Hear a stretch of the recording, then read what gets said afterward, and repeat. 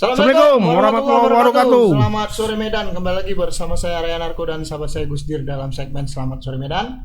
Seperti biasa kita akan membawakan 3 berita yang banyak menjadi pilihan pembaca ya. Mungkin kita langsung saja untuk berita yang pertama ini. Ya, berita pertama ini dari kasus pembunuhan seorang laki-laki. Ini kasusnya akhirnya terungkap. Latar belakangnya perselingkuhan. Berkat pesan masuk di handphone si istri. Iya, ini kasus ini mengingatkan aku sama ini, baik.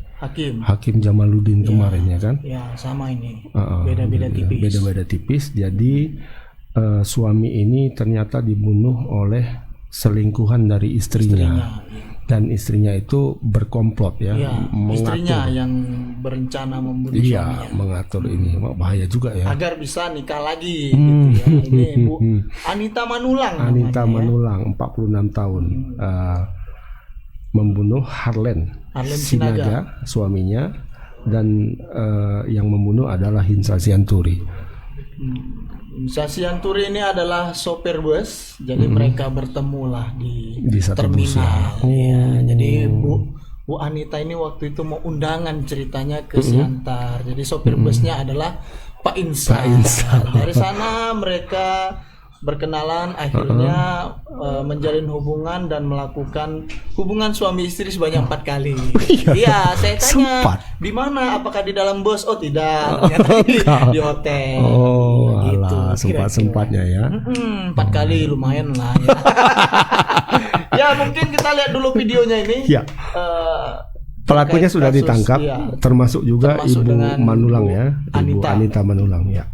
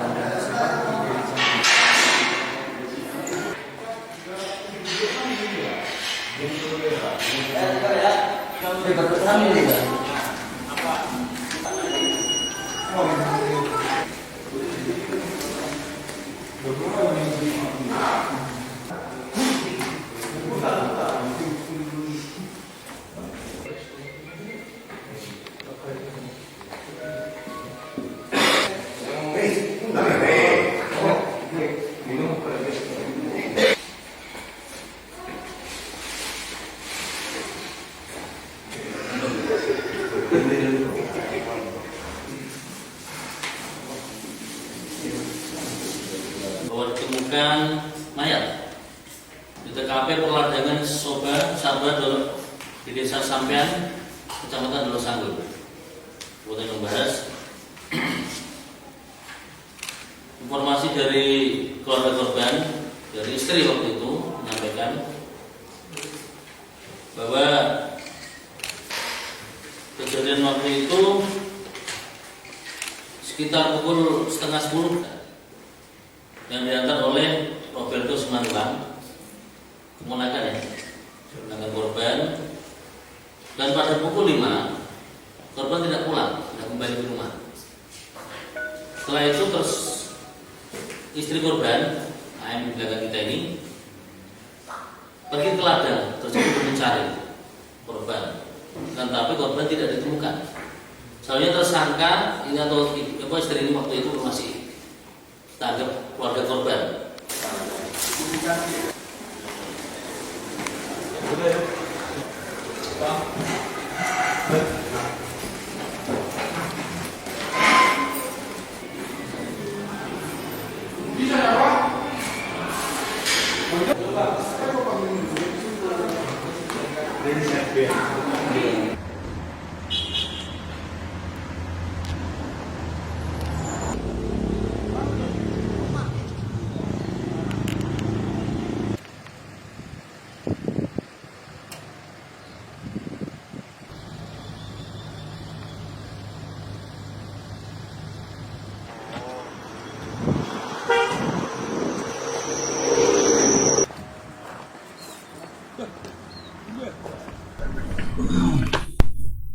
itu tadi mungkin kita bisa langsung ke reporter kita yang sudah lama menunggu, ada Bung Freddy Merkuri di sana. Selamat sore Bung Freddy. Ya, selamat sore Bang Arai dan juga Bang Agus. Ini kan pelakunya sudah diamankan ini. Ini seperti apa ini perkembangan dari kasus istri bunuh suami bersama selingkuhan ini? Iya, ini kejadiannya tanggal 28 sebenarnya, 28 Agustus. Dan baru terungkap sekarang. Silakan Bung Freddy. Ya, halo, selamat sore Bang. Jadi memang kasus ini sebenarnya itu terjadi pada 28 Agustus lalu, dan kedua pelaku ini baru ditangkap itu sekitar ada kurang lebih 10 hari setelah kejadian. Nah, belakangan itu terungkap bahwa pelaku dari pembunuhan korban ini ternyata istrinya sendiri, otak rencana pembunuhan ini adalah istrinya sendiri yang menyuruh selingkuhannya agar membunuh si suaminya ini agar mereka ini bisa menikah lagi. Nah, perkembangan terbarunya adalah terungkap bahwa pasangan selingkuh ini yang menjalin hubungan gelap ini antara Anita ini dan Hinsa ini terungkap juga sudah melakukan hubungan intim atau lainnya suami istri itu sebanyak 4 kali begitu. Begitu. Fred, itu yang 4 kali melakukan itu sebelum pembunuhan atau setelah pembunuhan? Sebelum pembunuhan nih Pak, sebelum pembunuhan dan beberapa kali kemudian. Ini ada kabar bahwasannya kenapa selingkuhan nekat melakukan pembunuhan karena katanya sempat ditawari akan menikah, begitu ya Fred? Iya Bang, jadi berdasarkan pengakuan dari pelaku ini, si Anita ini kalau berhasil membunuh, kalau selingkuhannya ini berhasil membunuh suaminya itu dijanjikan akan mau dinikahi, begitu Bang. Makanya si Hinsa itu nekat menghabisi nyawa si korban itu pada saat korban itu berada di ladang. Gitu ya Bang.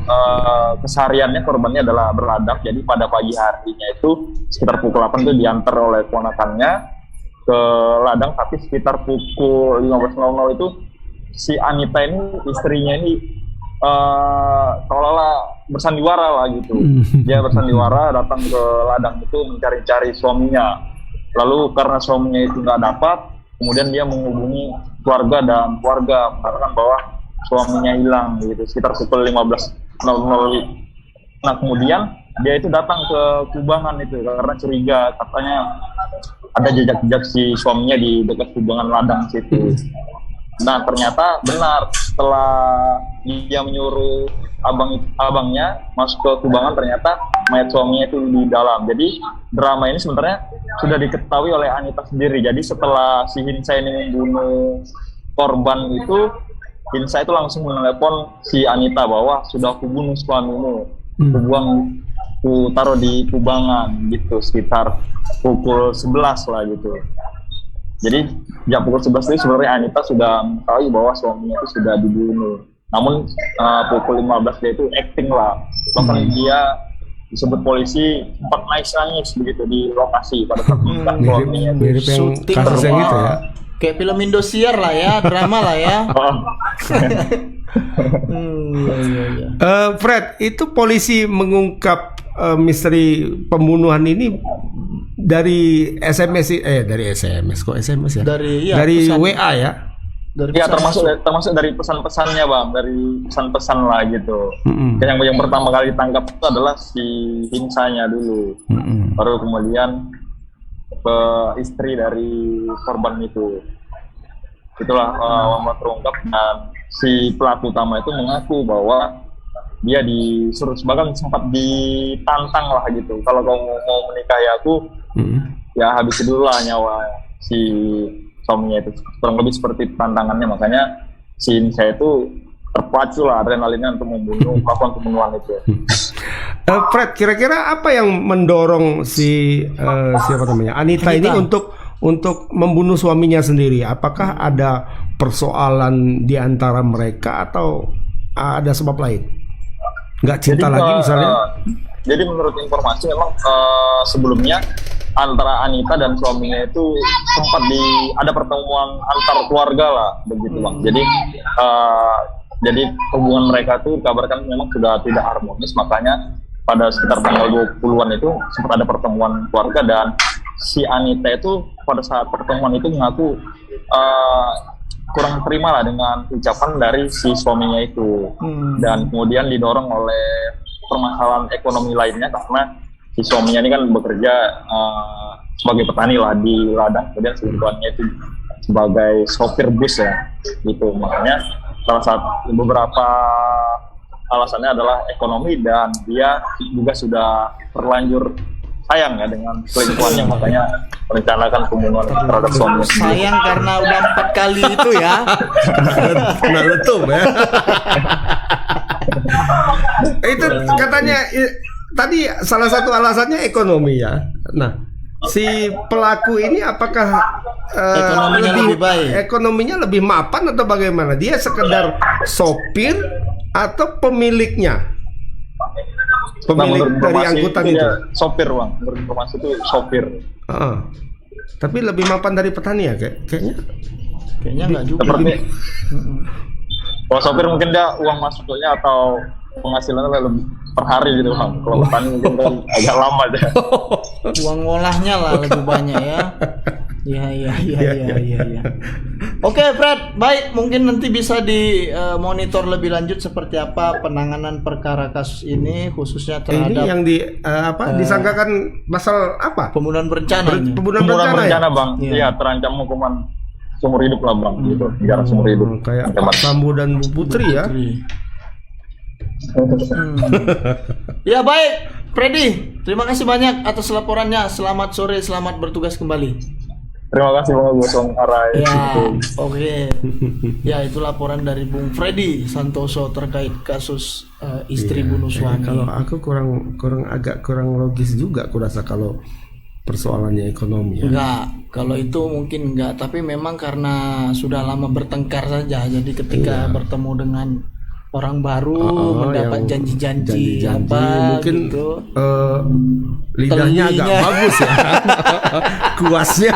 kuasnya bagus ya kan. Begini secara omongan mungkin lebih simpatik, lebih menarik barangkali ya. Iya, betul. Sehingga apalagi sudah 4 kali kan. Jadi poinnya sebetulnya di situ kayaknya 4 ya. kali, 4 kali ya. Tumbuh rasa seperti candu narkoba lagi teringat terus gitu ya. Oke, ada lagu itu ya. Lagu Alda. Aku tak dapat tidur ya kan? Tanpa belalaimu. Iya, aku tak biasa ya. Aku tak biasa kalau tidur tanpa belalaimu. Kan. Nah, itu yang pertama. Kita akan lanjut ke berita yang kedua. Ini juga kita kembali ke Medan, dan ini sangat perhatian serius juga. Iya, ini sangat miris. Kalau yang ini sangat miris. Tadi pun miris juga sebenarnya ya. Tapi karena di latar belakangi perselingkuhan ini keberengsekan seorang kan, orang dewasa gitu ya kan, sehingga hal itu memang keji tapi sudah biasa terjadi begitu. Tapi yang kali ini drama itu keculasan dan kelicikan lah. Betul. Iya. Tapi kali ini memang benar-benar sangat memprihatinkan. Ini memprihatinkan, sangat miris dan bikin kita sedih sebenarnya melihat kasus seperti ini gitu. Ya, apa ini Bang? Ada seorang bocah perempuan usia 12 tahun, ini inisialnya JA. Dia terinfeksi HIV/AIDS. Tapi kenapa dia terinfeksi? Nah, ini mirisnya di sini karena dia diduga bisa dibilang dijual nggak ya? Dijual ke Aceh dia kemarin. Ke Aceh katanya, salah satunya Aceh. Aceh ini dalam bahasa Medan. Dimaknakan kepada orang yang lebih tua, lelaki tua lah, dan suku tertentu ya.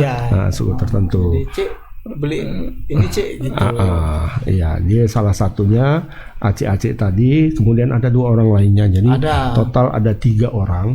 Dan akibat dijual ini, anak yang malang ini mengalami mendapatkan terjangkit virus HIV, penyebab penyakit AIDS. Jadi dia juga pernah diduga dilecehkan oleh adik neneknya dan pacar ibunya juga. Ya, betul. Iya kan? Dan pacar ibunya itu sebenarnya Kecil tadi? Bukan.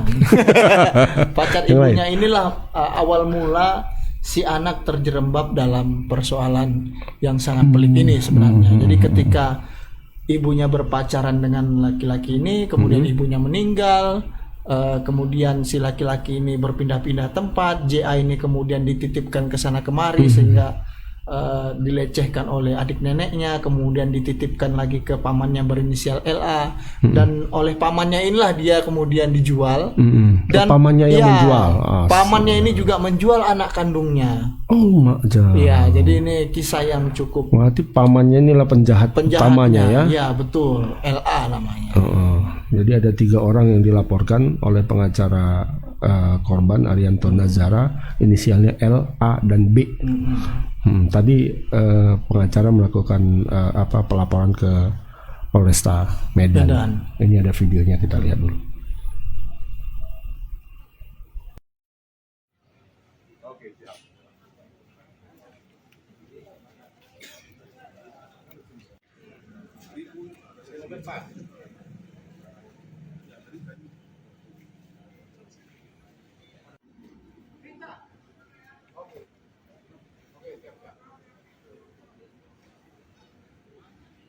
Untuk maksud kedatangan Abang ke Polrestabes Medan ini menyangkut kasus apa dan bagaimana prosesnya, Bang? Baik, terima kasih kepada rekan-rekan media. Kita masuk ke Polrestabes Medan atas laporan kita terdahulu atas dugaan pelecehan seksual kepada anak umur 12 tahun. Ia berinisial J, yang pada saat itu kita menduga ada inisial B yang melakukan sama dia pelecehan seksual. Ia pada saat itu sebagai pacar dari ibunya. Dan untuk sejauh ini proses hukumnya bagaimana, untuk Bang? Sejauh ini prosesnya sedang berjalan dan sudah diperiksa beberapa orang saksi, dan pada hari ini juga diperiksa saksi yaitu nenek kandungnya sendiri. Untuk kronologis kejadian yang disebutkan oleh korban kepada pihak pengacara mungkin apa saja, Bang? Baik, kronologisnya disampaikan dari kita oleh korban. Dia dilecehkan pada sekitar umur 7 tahun, yang pada saat itu dia bersama ibunya dan pacar ibunya tinggal sama satu rumah lah pada saat itu. Jadi setelah ibunya sudah meninggal, Pak. Iya. Berarti si korban tetap tinggal sama terduga. Enggak, kalau ketika ibunya meninggal dia tinggal sama ayahnya dulu kurang lebih beberapa tahun. Lalu ketika ayahnya nikah lagi, neneknya mengambil dia dan tinggal sama neneknya sampai sekarang. Menurut pengakuan korban, pacar si ibu setelah itu sering mendatangi si korban. Sebagai keterangan dia ada yang lain, tapi dia nggak memberitahukan secara jelas karena dia masih takut lah, atau psikologinya masih tenang. Yang terlapor ini ada berapa orang, Bang? Yang kita duga ada beberapa orang, ada inisial L dan A dan kawan-kawan, dan juga B. Dan D, berarti B. Berarti ada 3 orang ya, Iya, untuk yang terlapor. Dan 3 orang ini adalah orang dekatnya anak ini atau bagaimana? Ada orang dekat dan juga ada orang lain juga. Termasuk suami dari istri dari mamanya, Enggak, pacar. Pacar mamanya. Termasuk dari pacar mamanya. Dugaan untuk si anak di korban perdagangan manusia, Perdagangan manusia tidak ada, masih kita duga pelecehan seksual. masih juga pelecehan seksual. Apakah itu dilakukan secara intens atau bagaimana? Berjangka waktu dia, Pak. Berjangka, enggak langsung. Dan itu sudah berapa kali kata pengakuan korban? Kata pengakuan korban berkali-kali lah. Lebih dari 5 kali. Bisa dibilang begitu karena ubunnya besar. Hah? Ubunnya besar. Gugur ya. Oh. Untuk itu di tempat yang sama atau berbeda-beda? Di tempat yang beda. Tempat yang berbeda-beda. Nah, itu tadi keterangan dari pengacaranya korban. Ya. Jadi ada 3 yang dilaporkan, L, A, dan B. L, A, dan B. 3 orang ini adalah orang terdekat dari korban gitu. Iya, bahaya betul ya. Bahaya. Kita mendengarkannya pun miris ya. Gak bisa dibayangkan bagaimana kalau kita yang mengalami seperti itu. Cocok para pelakunya ini diracun aja. Oh iya, yang kasih ampun lah kayak gini. Biar cepat mati. Ini kalau yang kayak gini, kalau masuk ke dalam pun selesai ya kan. Betul. Sama anak-anak pula diapainnya kan. dilecehkan gitu ya. Kemudian ada unsur juga sebenarnya kalau mau jujur ada unsur juga perdagangan manusia. Perdagangan manusia ini pasti. Awalnya itu dijual dan dikasih 300.000 kan gitu. 300.000? Iya, waktu dijual sama Aceh itu kan gitu. Astaga. Cuman itu tadi tidak ada disebutkan, makanya saya agak harusnya bisa dikenakan pasal berlapis kan gitu, perdagangan manusia, pelecehan seksual, perlindungan anak gitu kan. Jadi biar agak lama gitu di penjaranya orang-orang kayak gini. Ya mungkin kita langsung saja Bang ke reporter kita, ada Bung Pian yang sudah menunggu. Selamat sore Bung Pian. Selamat sore Bang Arai dan juga Bang Agus. Ya, ini kan sudah dilaporkan secara resmi. Kemudian kemarin Kasat Reskrim juga mengatakan beliau akan melakukan pengusutan terkait kasus ini. Nah, kemudian pertanyaannya adalah kapan rencana para terlapor ini akan dipanggil ke polisi? Apakah kita sudah mendapat informasi atau belum sejauh ini? Silakan Pian. Ya, baik Bang Arai dan Bang Agus. Ya, menurut keterangan dari Kasat Reskrim yang tadi sempat diwawancarai juga mengatakan bahwasanya saat ini tahapnya itu masih pemanggilan sejumlah saksi, yaitu tadi neneknya sempat dipanggil ke Polrestabes Medan untuk dilakukan pemeriksaan. Kasat Reskrim juga mengatakan bahwasanya saat ini pihaknya masih melakukan pengumpulan sejumlah barang bukti dan nantinya akan memanggil 3 orang terduga yang sudah dilaporkan ini ke Polrestabes Medan. Namun Kasat Reskrim sendiri belum memberitahukan waktu kapan ketiga ini dipanggil ke Polrestabes Medan. Saat ini masih ada 1 orang saksi tadi, nenek kandung dari korban yang dihadirkan ataupun dilakukan pemeriksaan di Polrestabes Medan sendiri, Bang. Tadi dari pukul berapa sampai pukul berapa si nenek ini dipanggil? Diperiksa maksudnya? Ya, tadi mereka itu datang sekitar jam 10 pagi tadi, Bang. Ke Polrestabes Medan itu didampingi juga dengan ada perhimpunan Tionghoa juga tadi, Bang, yang ikut mendampingi ke sana, dan juga tadi ada seorang perempuan juga yang mendampingi korban hingga saat ini, Bang. Gitu, Bang. Ya. Pian, ada kemungkinan tidak, Pian, dugaannya si nenek ini mengetahui apa yang terjadi pada cucunya? Maksudnya terkait hal itu, Bang, belum kita dapati, Bang, karena masih dalam pemeriksaan polisi, Bang. Nanti kemungkinan setelah dilakukan pemeriksaan akan kita tanyai juga, Bang, dengan pihak polisian apakah si neneknya ini mengetahui aktivitas si cucunya ini dilakukan dugaan ruda paksa ataupun dan sebagainya, karena menurut pengakuan dari si David tadi, Bang, ketua dari perhimpunan Tionghoa ini, selain di ruda paksa, Bang, si korban ini juga sering disiksa, Bang, dipukuli dan juga sempat ditelanjangi juga, Bang, ditaruh di depan rumah begitu, lalu dituliskan, ada tulisan begitu bahwasanya dia itu mencuri uang begitu, Bang. Makanya tadi masih kita terus pantau, Bang, karena masih tahap pemeriksaan ini, Bang, si neneknya ini, dan belum kita ketahui, Bang, hasilnya bagaimana keterangan dari si nenek ini kepada polisi, Bang. Yang penelanjangan tadi itu dilakukan maksudnya terjadi di rumah neneknya itu, Pian? Iya, Bang, si korban ini kan sempat pindah-pindah rumah, Bang, dari rumah neneknya ke rumah keluarganya begitu, Bang. Namun belum kita ketahui, Bang, dia itu disiksa di rumah mana, rumah neneknya kah atau rumah keluarganya yang lain. Karena menurut pengakuan dari kuasa hukumnya ini, Bang, si korban ini masih memberikan keterangan labil begitu, Bang, karena masih mengalami trauma begitu, Bang. Ya pastilah, anak umur 12 tahun ya, pasti akan bingung, dan mungkin dia menjelaskan itu tidak bisa bisa secara runut gitu. Secara runut pasti ini. Dalam tekanan juga gitu. Tapi korbannya ini dituduh mencuri uang begitu ya, Pian? Iya, tadi sempat ada dari pengacara itu mengatakan dia mendapatkan informasi itu dari korban langsung, Bang. Dia tuh sempat disiksa karena dituduh mencuri uang, Bang, begitu. Lalu dia sempat ditelanjangi dan juga diletakkan di depan rumah, begitu, Bang. Disiksa dalam bentuk pemukulan atau hanya penelanjangan saja kira-kira? Pemukulan dan juga ditelanjangi, Bang, setelah itu, Bang. Itu, Bang.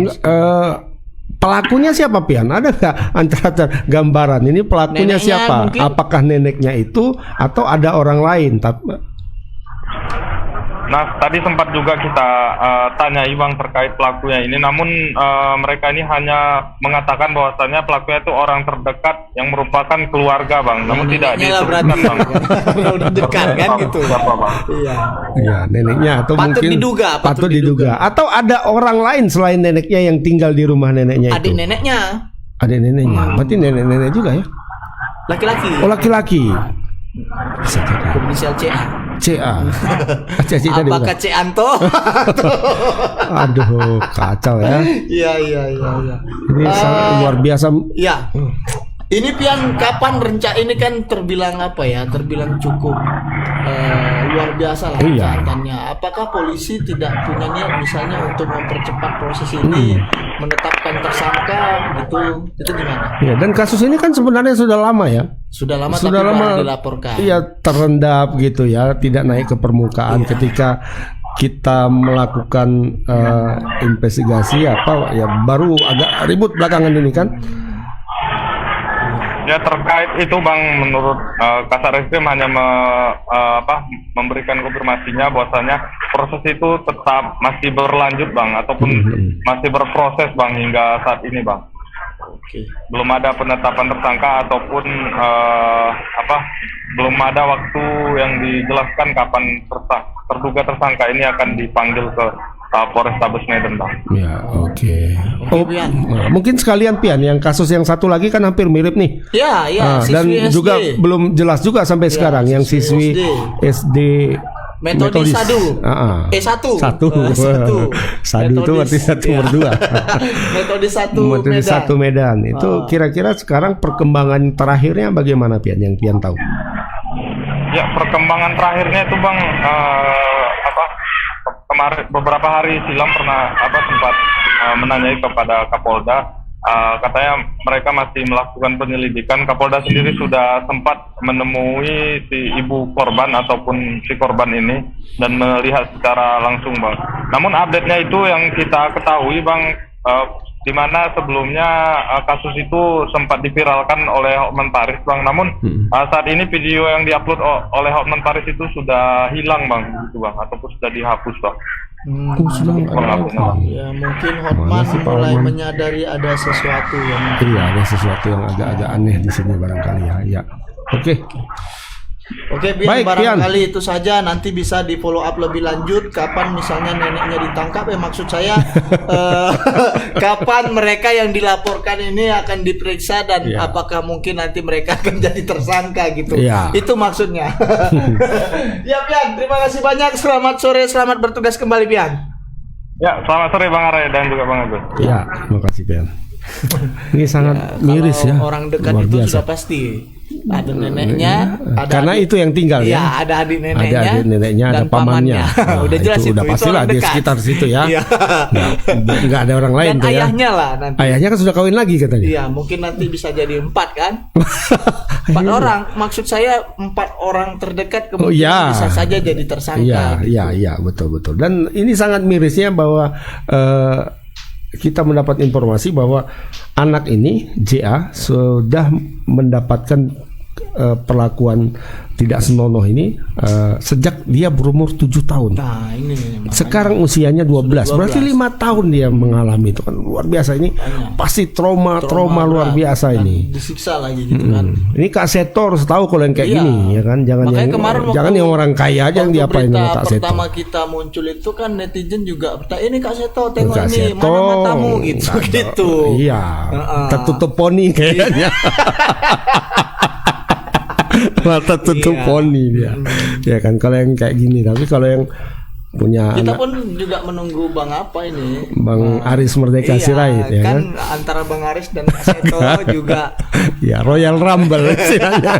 Royal Rumble kalau di apa dulu WWF ya. Mau begaduh aja dua ini ya kan. Pan sama-sama ngurusi anak. Ngurusi anak ya, ditengoklah kalau Tapi yang yang belakangan seperti Kak ini. Seto ya, kenapa Oh sih? Kak. Ya, Kak Seto makanya lagi Bang- naik daun.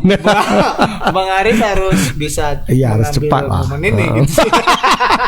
Aduh. Oke, kita lanjut ke berita yang ketiga. Ini ada Baik, kita ke Langkat ini ya. Masih Ini terkait yang dengan lama kasus ya. yang dulu sempat sangat menghebohkan terkait dengan Bupati Langkat nonaktif terbit rencana Bang Terbit. perangin angin. Bang Bang Terbit. Bang Terbit. Bang Cana. Bang Cana. Bang Ketua Cana. Ketua Cana. Ketua Cana ini katanya jadi tersangka lagi Jadi ya. tersangka lagi. Ini terkait dengan penerimaan gratifikasi serta turut serta dalam pengadaan barang dan jasa di lingkungan pemerintah Kabupaten Langkat. Iya. Korupsi. Banyak ya. Banyak. Udah Kemarin berapa ya? Suap. Terus kemudian masalah kerangkeng, kepemilikan satwa. Dan ini terakhir 4 ya. Tapi kayaknya hukumannya ringan ini saya yakin. Dicari yang teringan. Kalau setahun paling 4 tahun katanya gitu kan. Satwa kayaknya yang paling ringan ya. Ya, satwa bisa, yang paling ringan. Satwa. Yang paling ringan Tuh, satwa. Ambil yang Yang teringan korupsi lah. pun bisa ringan Bisa. gitu. Makanya tergantung keseriusan KPK gitu. Yang agak parah itu sebenarnya kan yang Korupsi dan penyiksaan dan di kerangkeng manusia. Iya. Ini ada videonya ya, Ada video sebenarnya. sidang Kita lihat anaknya dulu. kayak Sidang gitu. anaknya. Kita lihat aja lah.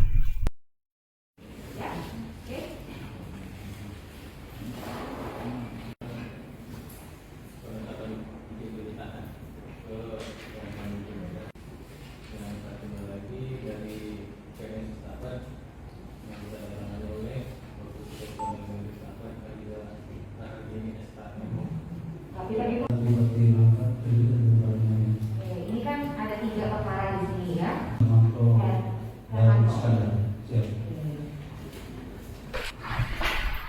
Nah, itu adalah video saat sidang kerangkeng manusia ya, karena kerangkeng juga berhubungan dengan Ketua Cana, karena Ketua Cana sebagai pemilih orang yang membangun, mengelola dan mengawasi semua kegiatan di kerangkeng manusia. Mengetahui apa yang terjadi di situ kan. Betul. Nah, itu dia. Mungkin kita bisa langsung saja ini ke Bung Anil. Bung Anil, ya. Ini Bung Anil ini baru pulang dari kontes dangdut Indonesia ya. Iya, selamat sore Bung Anil. Iya, semakin mirip Ridho Roma. Ini Bung Anil, ada kabar bahwasannya Ketua Cana kembali jadi tersangka. Artinya ini sudah yang keempat kali ya ini untuk itu. Silakan Bung Anil. Baik, Bang Arai, Bang Agus. Jadi tadi pada siang hari tadi KPK kembali menetapkan Bupati Langkat nonaktif itu terbit rencana perangin-angin atau biasa yang disingkat dengan TRP sebagai tersangka dugaan penerimaan gratifikasi dan turut serta dalam pengadaan barang dan jasa di lingkungan Pemkab Kabupaten Langkat, Bang. Jadi tadi saya sempat mewawancarai penasihat hukum Pak Terbit yang saat ini sedang menjalani persidangan di Jakarta atau KPK, itu bernama Indri Hasibuan. Memang ia tak banyak berkomentar terkait penetapan tersangka yang terbaru ini. Jadi menurut dia tadi penasihat hukum itu masih mengikuti proses persidangan yang masih berjalan, yaitu yang saat ini suap OTT-nya kemarin, Bang. Jadi terkait penetapan tersangka yang baru ini, pihak penasihat hukum belum bisa menanggapi secara banyak seperti itu. Begitu juga dengan juru bicara keluarga terbit rencana perangin-angin, yaitu Sanggap Surbakti. Ia pun juga mengatakan hal yang serupa. Untuk saat ini mereka belum bisa memberikan komentar lebih terkait penetapan Pak Terbit rencana perangin-angin. Sementara itu, Bupati Langkat periode 2019-2024 ini yang ditetapkan sebagai korupsi penerimaan gratifikasi ini dikenakan pasal 12B dan pasal 12I Undang-Undang Tindak Pidana Korupsi. Seperti yang disampaikan dari rilisnya Kepala Bagian Pemberitaan KPK Ali Fikri, memang sampai saat ini tim penyidik masih terus mengumpulkan dan melengkapi barang bukti. Begitu juga Ali Fikri juga mengharapkan sikap kooperatif dari pihak-pihak yang dipanggil sebagai saksi untuk hadir dan menerangkan dengan jujur di hadapan tim penyidik. Seperti yang Bang Arai sampaikan dan Bang Arus sampaikan tadi, memang saat ini Pak TRP sendiri atau terbit rencana perangin-angin sudah banyak dikenakan tersangka mulai dari OTT-nya, begitu juga dengan pemeliharaan satwa liar, kerangkeng, dan ini yang terbaru tentang penetapan gratifikasi dan turut serta dalam pengadaan barang jasa lingkungan pemerintah Kabupaten Langkat, Sumatera Utara. Seperti itu Bang Arai dan Bang Agus. Berarti dia melakukan ini pas di masa periode kepemimpinan dia ya, Nil? Iya, benar Bang, benar. Masih sampai 2024 Bang. Tapi belum tahu kita apa kira-kira secara detail ininya ya, gratifikasinya apa, kemudian dari siapa, belum tahu ya. Belum sampai situ Bang. Jadi masih mengumpulkan barang bukti sesuai dengan yang dikeluarkan oleh rilis KPK Bang. Dan itu pun tadi sempat saya singgung juga sama penasihat hukumnya, namun mereka ya irit berbicara, tidak terlalu banyak berkomentar Bang, seperti itu. Terus nih mengenai perkembangan persidangan yang di sana bagaimana nih? Baik Bang, sampai saat ini untuk sidang kasus kerangkeng terhadap 8 tersangka Bang, termasuk salah satunya itu ada anak Pak Terbit rencana perangin-angin, yaitu Dewa Perangin-Angin, sampai saat ini sudah masuk ke tahap pemeriksaan saksi ahli Bang. Jadi kemarin itu sudah dihadirkan dokter forensik, begitu juga dengan BNNP Sumut Bang. Jadi dokter forensik mengatakan memang terhadap, kan ada 2 laporan Bang yang masuk ke polisi terhadap tewasnya penghuni kerangkeng yang bernama Saryanto dan Iskandar Sidik Isnur alias Bedul. Dan 2 penghuni kerangkeng ini tewas di dalam kerangkeng Bang. Jadi memang menurut penuturan dari dokter forensik memang ditemukan beberapa luka pada bagian pipi, tubuh, pokoknya sekujur tubuh itu ada tindakan kekerasan Bang. Begitu juga hal yang sama itu diungkapkan oleh BNNP Sumut yang hadir di persidangan dalam agenda pemeriksaan saksi ahli, mengatakan memang bahwasanya apabila ingin membukakan panti rehabilitas itu memang harus harus dilakukan oleh tenaga ahli. Dan sempat ia menyinggung juga memang untuk proses rehabilitas ini sendiri memang harus memiliki izin, dan ia menegaskan jika kerangkeng milik Bupati Langkat nonaktif terbit rencana perangin-angin tidak memiliki izin Bang hingga sampai saat ini. Seperti itu Bang Arai dan Bang Agus. Iya, oke. Iya betul. Bahwasannya untuk mendirikan satu panti rehabilitasi memang perlu tenaga ahli medis ya, bukan tenaga OKP gitu kira-kira ya. Ya kan? Karena yang di sana itu kan tenaga OKP gitu ya. Jadi pengetahuan medisnya nggak ada. Nggak ada. Makanya main hantam-hantam aja ya. Pengetahuan melepuk. Iya. Ini untuk sidang lanjutan dari perkara kerangkeng manusia kapan lagi akan diadakan nih? Akan diadakan pada tanggal 20 September ini Bang, hari Selasa. Jadi itu jadwal sidangnya Selasa dan Rabu.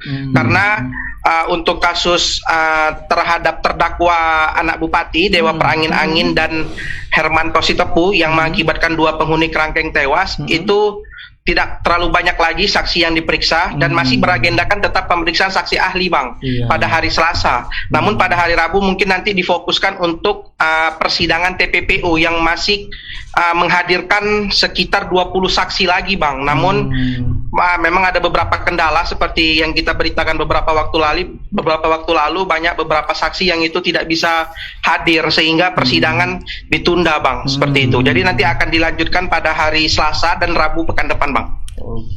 Sering nggak hadir ya Nil saksi-saksinya ya? Itu belakangan iya Bang, banyak yang tidak hadir. Sebabnya apa kira-kira nggak hadir? Kemarin itu ada yang tanpa alasan dan ada yang memang pengakuan dari jaksa penuntut umum Bang saat mereka melayangkan surat pemanggilan saksi, bahkan orang yang untuk hadir ini tidak ada, bahkan nggak mau pulang ke rumah lagi gitu Bang. Jadi nggak muncul karena takut atau apa tidak tahu Bang. Faktor tenaga OKP tadi mungkin ya. Iya, memang tenaga OKP ini kadang-kadang sangat cukup efektif ya. Dan memang kadang sidangnya ini juga sampai tengah-tengah malam katanya ya. Baik, memang benar Bang, di persidangan yang di awal kemarin pemeriksaan saksi memang itu berlangsung sampai hingga pukul 11:30 malam Bang, karena itu tadi saksi yang dihadirkan memang cukup banyak gitu Bang. Dan memang kita sempat mewawancarai dari Komisi Yudisial sendiri yang sempat hadir di persidangan Bang. Mereka pun menyayangkan begitu, mengapa persidangan itu bisa berlangsung hingga sampai larut malam, mengingatkan psikologis dari saksi yang hadir itu bisa berubah-ubah seperti itu Bang. Betul. Memang mungkin diduga ya, mungkin bisa saja ya udah nggak apa-apa tengah malam biar memang sekalian terganggu aja gitu. Dan wartawan kan udah pulang gitu ya. Kecuali Anil ya. Anil memang pemain malam dia. Anil kan semi tenaga OKP juga. Oke Nil, baik Nil. Terima kasih Nil. Barangkali nanti terus bisa dipantau perkembangan kasus, baik itu menyangkut kasusnya Bupati nonaktif dan juga kasus kerangkeng manusia yang sedang berjalan persidangannya. Mungkin itu saja Nil. Terima kasih banyak atas laporannya. Selamat sore, selamat bertugas kembali. Selamat sore Bang Arai, Bang Agus. Terima kasih. Nah, itu dari Anil ya.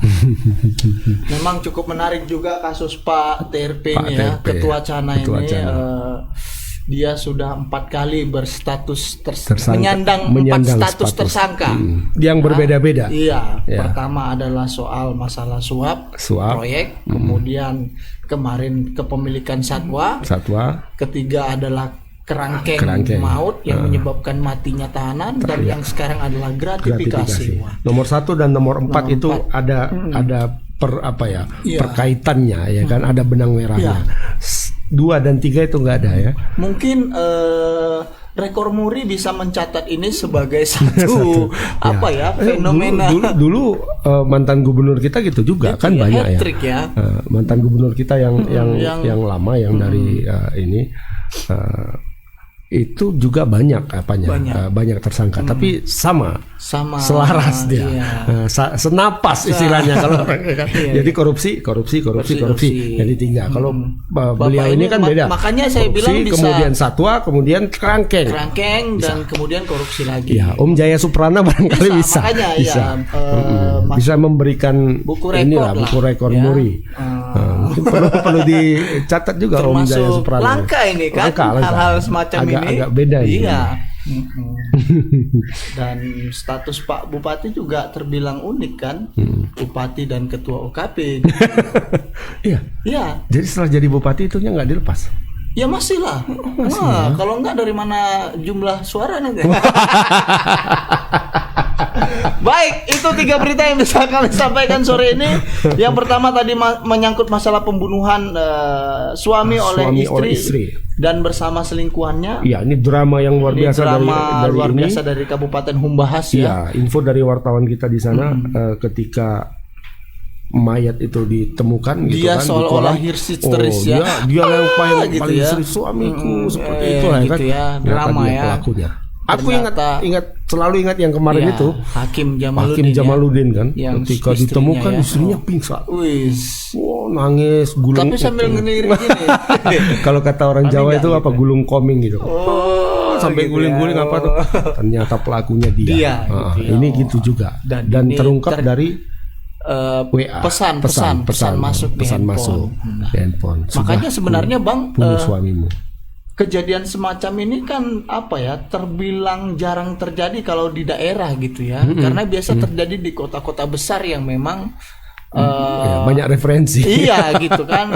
Ini termasuk langka juga lah kasus ini. Tapi barangkali sudah masuk ke sana film-film Korea, film-film bukan Korea menurut saya. Enggak. Ini Korea pasti sinetron Indonesia.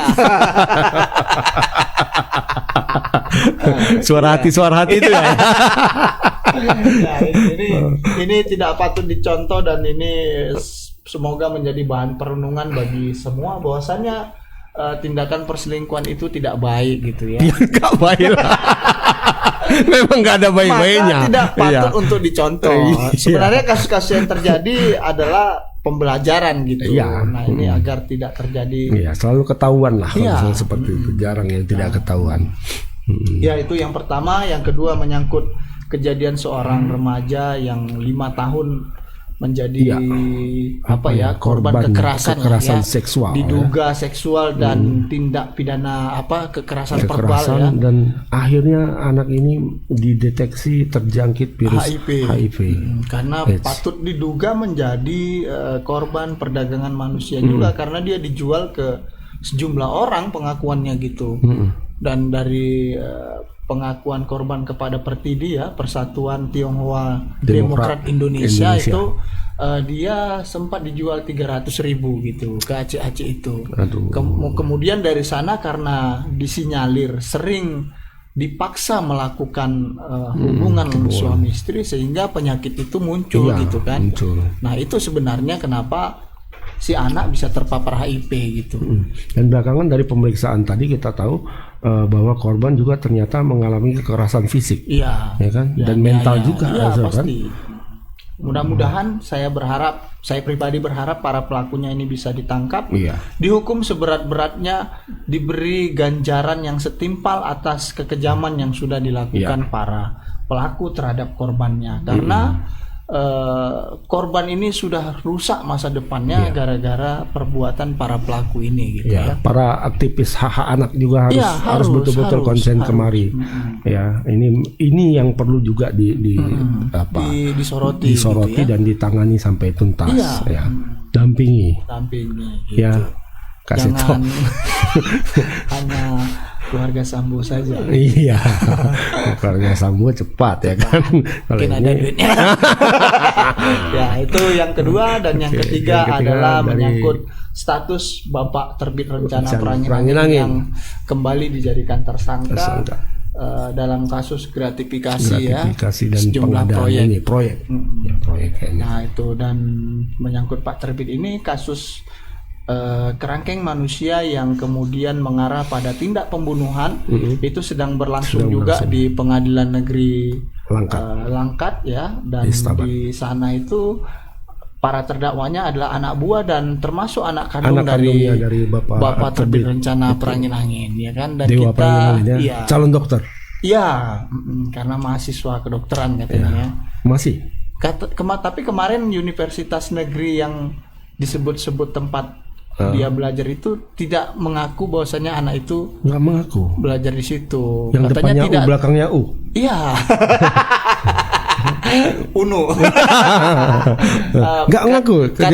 Katanya tidak ada nama mahasiswa kita itu gitu. Tidak ada gitu. Mungkin di tempat lain ya, mungkin ya. Bisa saja kan. Bisa.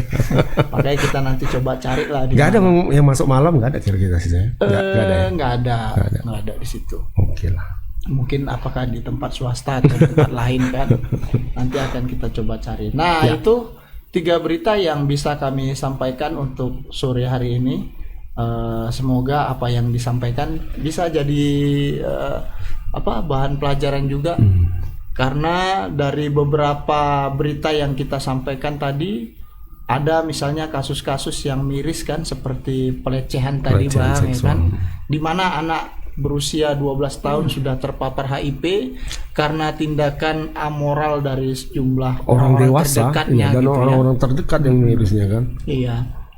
Makanya menyangkut anak yang terpapar HIV karena diduga menjadi korban perdagangan manusia, saya pribadi juga sekali lagi untuk mengajaklah semua aktivis ya kan yang selama ini concern kalau ada kasus-kasus besar, mohonlah ini didampingi agar kiranya kasus ini bisa tuntas, si anak mendapat perlindungan yang layak, kemudian mendapatkan pendampingan psikologis agar mentalnya juga kembali pulih gitu ya Bang. Ya, ini sudah berlangsung selama 5 tahun 5 tahun gitu. Nah, anak ini sudah kena HIV, kemudian sebatang kara. Ibunya sudah nggak ada, bapaknya kawin lagi. Sebenarnya bukan bapaknya karena belum menikah. Sepertinya teman kumpul kebo gitu. Makin parah loh. Makanya miris sebenarnya. Iya, semakin ini ya. Menjelimet. Iya, makanya itu seperti yang Abang bilang tadi, peran Kak Seto ya kan yang concern terhadap anak.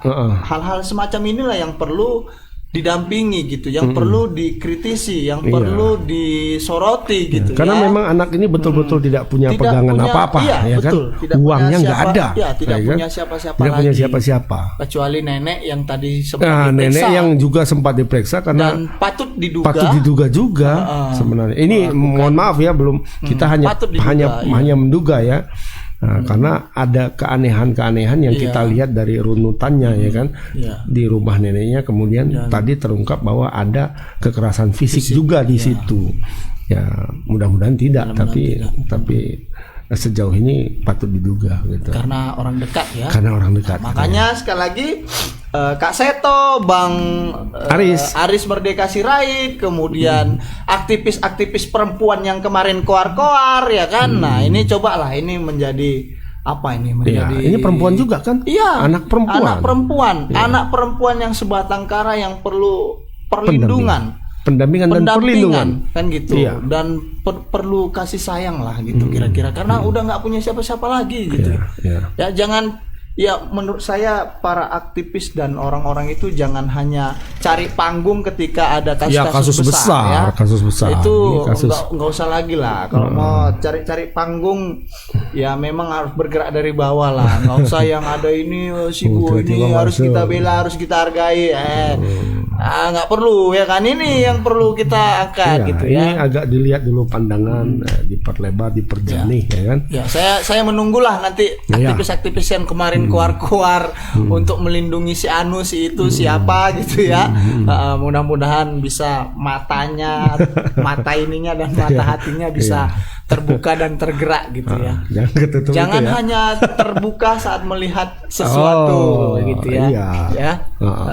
Ya mungkin itu saja. Terima kasih banyak buat teman-teman Tribuners yang sudah menyaksikan segmen Selamat Sore Medan dari awal sampai dengan akhir. Bila mana ada kata-kata kami yang salah, kami mohon maaf. Sebenarnya itu adalah kesilapan. Itu saja. Saya akhiri. Fastabikul khairat. Assalamualaikum warahmatullahi wabarakatuh. Selamat Sore Medan. Sampai ketemu lagi pada segmen berikutnya.